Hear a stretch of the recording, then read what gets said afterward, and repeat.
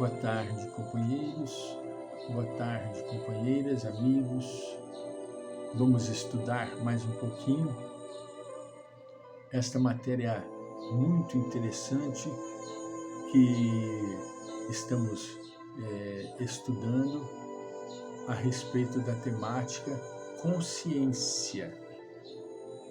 Eu, particularmente, não fazia ideia de tantos aspectos que poderiam ser abordados em torno desta temática, mas nós estamos abertos para aprender cada vez mais, e doutora Batá trouxe-nos neste livro, Desenvolvimento da Consciência, muitas novidades, muitas coisas interessantes, principalmente os exercícios que são sugeridos por ela no passar dos capítulos, para podermos mais e mais fixar os ensinamentos e exercitar um pouco mais a nossa atividade íntima e atividade mental.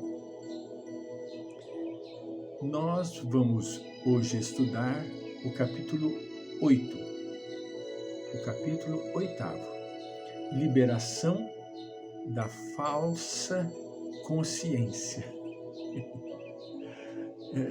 Se consciência já não é fácil da gente entender na profundidade, vamos agora procurar entender a falsa consciência. Ela inicia o seu estudo com uma mensagem, como de hábito, em todas as vezes,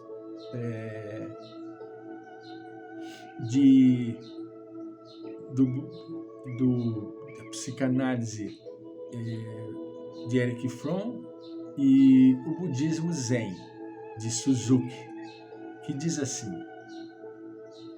a consciência do homem médio é essencialmente uma falsa consciência.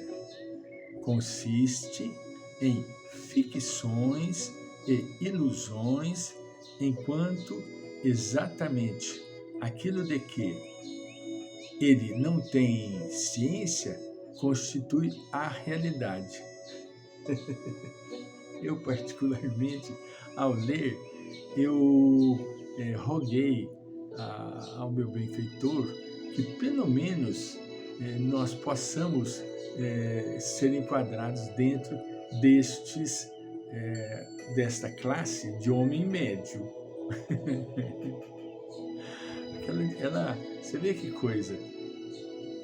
Não é um julgamento, em hipótese alguma. É um estudo. Ela está fazendo um estudo. Para tanto, ela busca todos os meios e entremeios para poder fazer com que a gente entenda.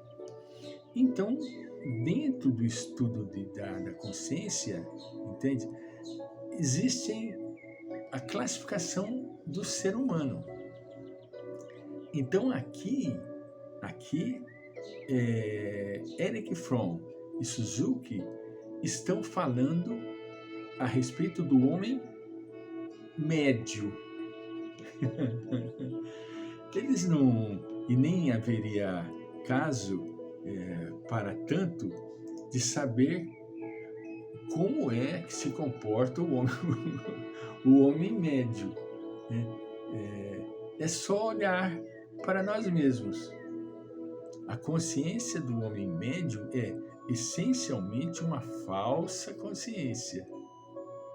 Consiste em ficções e ilusões, enquanto exatamente de que ele não tem ciência, constitui a realidade. Então, analisando este período, praticamente, eu me considero um homem médio. Entende? Eu me considero um homem médio. Como, por exemplo, nós temos fixações, nós temos ainda ilusões.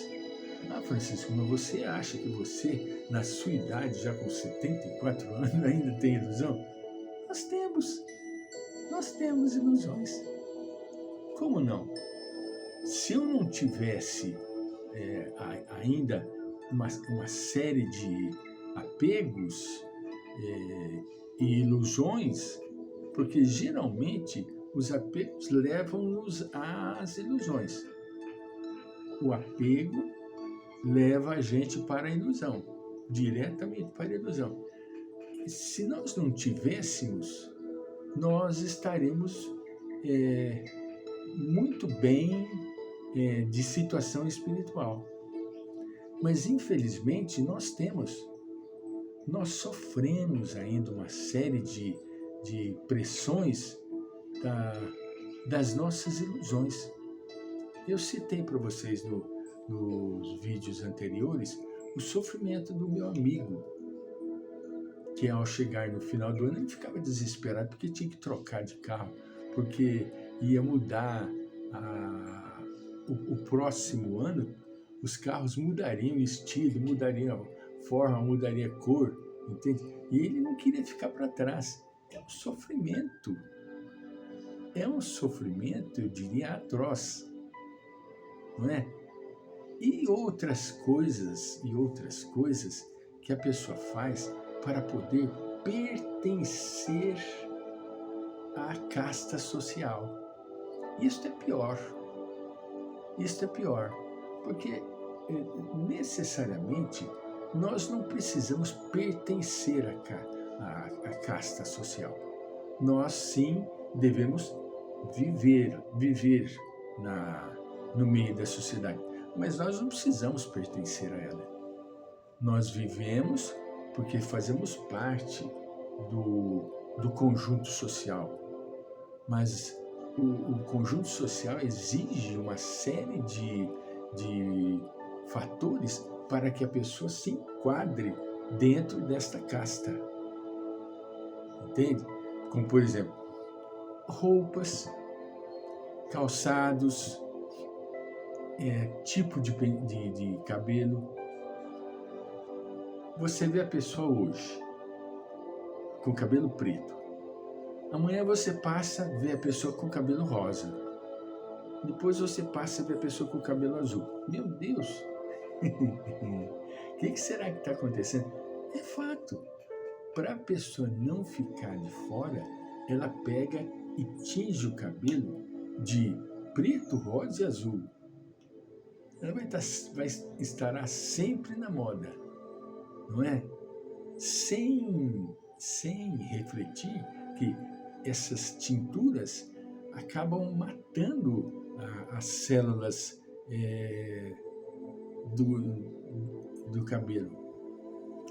Porque além do cabelo ser uma célula morta, ter a vitalidade suficiente para permanecer grudada no couro cabeludo, essas tinturas destroem a raiz e a pessoa começa a perder o cabelo precocemente e não sabe por quê.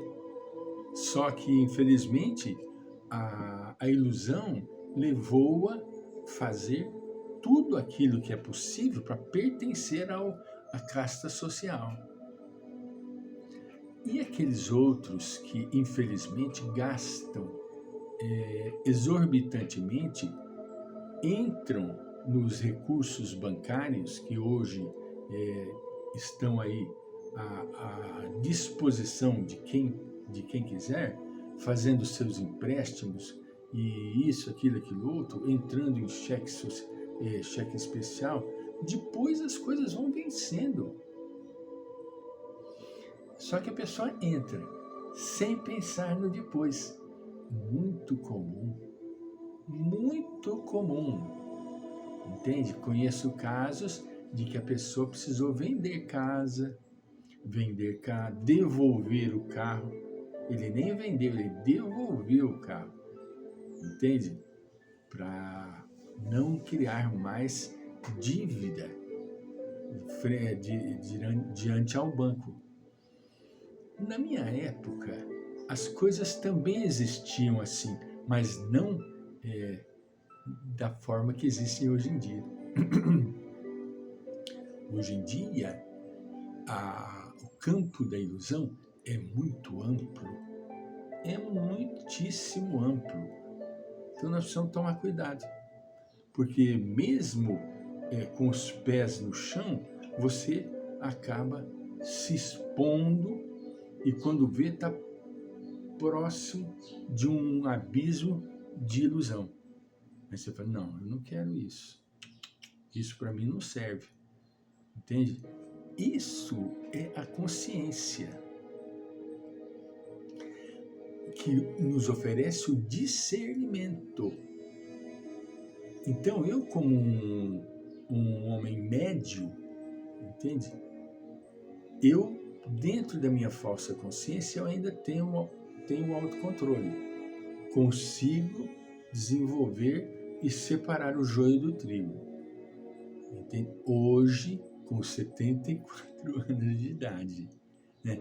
Mas já passei por situações muito dolorosas, entende? Onde eu precisei vender para pagar, precisei entregar a troco da dívida.